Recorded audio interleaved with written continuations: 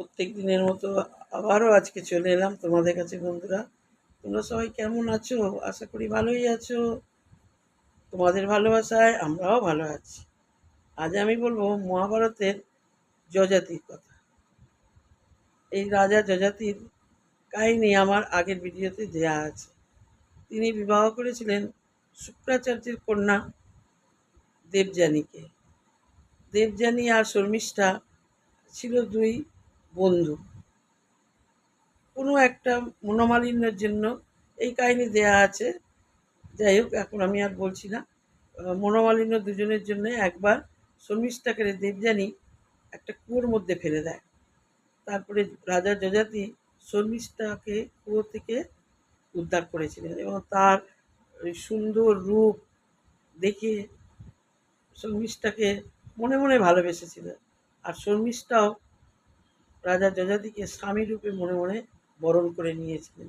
কিন্তু রাজা যযাতি তো শর্মিষ্ঠা এদিকে শুক্রাচার্যের কন্যা দেবযানীর সঙ্গে বিবাহ হবে। তারপরে যথাসময় দেবযানীর সঙ্গে রাজা যযাতির বিবাহ হয়। বিবাহর পর যযাতি শুক্রাচার্যের আশ্রমেই থাকে। কিন্তু শর্মিষ্ঠা ছিল অশোক বনে। রাজা যযাতির অশোক বনে যাতায়াত ছিল। সেখানে শর্মিষ্ঠাকে দেখতো আর মনে মনে ভাবতো, এত সুন্দরী কন্যা এ বনে অরণ্যে একা পড়ে আছে। মনে মনে তো তাকে ভালোই বেসেছিল।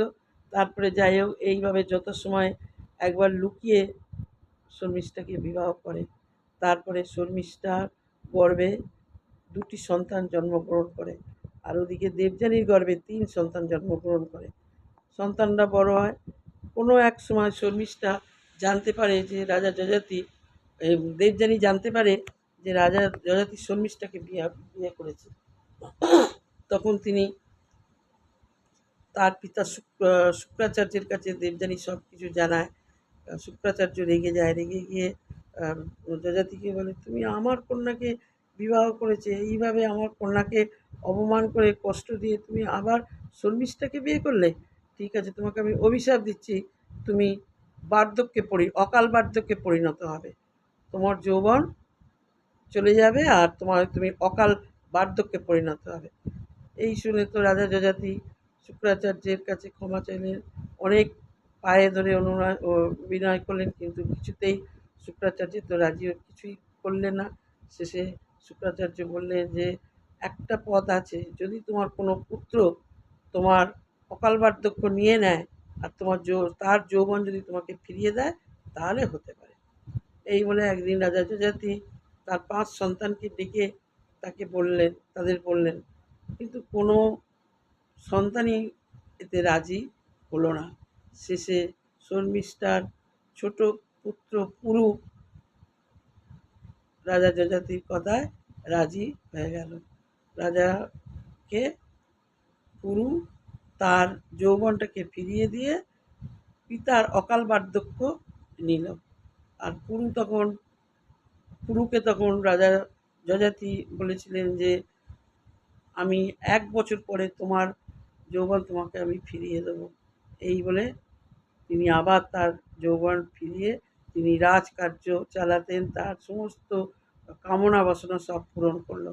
করার পর কিন্তু মনে মনে তো একটু কষ্ট হচ্ছেই যে আমার সন্তান আমাকে এইভাবে যৌবন দিয়ে তিনি সে বার্ধক্য পরিণত হলো, কষ্ট পায়। যাই হোক, ১টি বছর পর রাজা যযাতি তার বার্ধক্য ফিরিয়ে নেয় আর পুরুর যৌবন তাকে ফিরিয়ে দেয়।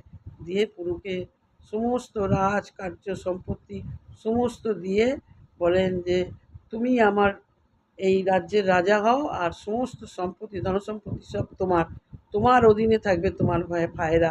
ওদের জন্য আমি কিচ্ছু রাখবো না, কিচ্ছু দেবো না। এই বলে তিনি চলে গেলেন অরণ্যে। তিনি ভাবলেন আর আমার এখানে থেকে লাভ নেই, আমি এবার দেবলোকে যাব। এবার দেবলোকে যাওয়ার জন্য তিনি অরণ্যে মুনি ঋষির সঙ্গে থাকেন, তপস্যা করেন, ধ্যান করেন। আর সেই মুনি ঋষিদের তিনি ফল, ঘৃত এই সমস্ত আহার করায়। তিনিও তাদের সঙ্গে এই ফল, ঘৃত আহার করে থাকে। আর অরণ্যে পিতৃক্রিয়া, দেবক্রিয়া সম্পন্ন করে। তারপরে তিনি মৌনতা অবলম্বন করে। মৌনতা অবলম্বন করার পর তিনি শুধু জল খেয়ে ছিলেন, শুধু জল খেয়ে থাকতেন। তারপরে তিনি শুধু বায়ু ভক্ষণ করে থাকতে শুরু করলেন। এইভাবে বেশ ৩০০ বৎসর এইভাবে বায়ু ভক্ষণ করে থাকলেন। তারপরে তিনি শুধু বায়ু ভক্ষণ করে আর একটি পা মাটিতে স্পর্শ করে এক পা তুলে তিনি তপস্যা করলেন। এই তপস্যায় দেবরাজ ইন্দ্র সন্তুষ্ট হয়ে যযাতিকে দেবলোকে নিয়ে গেলেন। সেখানে গিয়ে তিনি রাজা যযাতি বেশ ভালোই থাকে, খুবই থাকে ভালো আনন্দে থাকে। কিন্তু রাজা যযাতি প্রায় তার নিজের প্রশংসা নিজেই করেন। একদিন ইন্দ্রের সামনে নিজের প্রশংসা নিজে করছিলেন।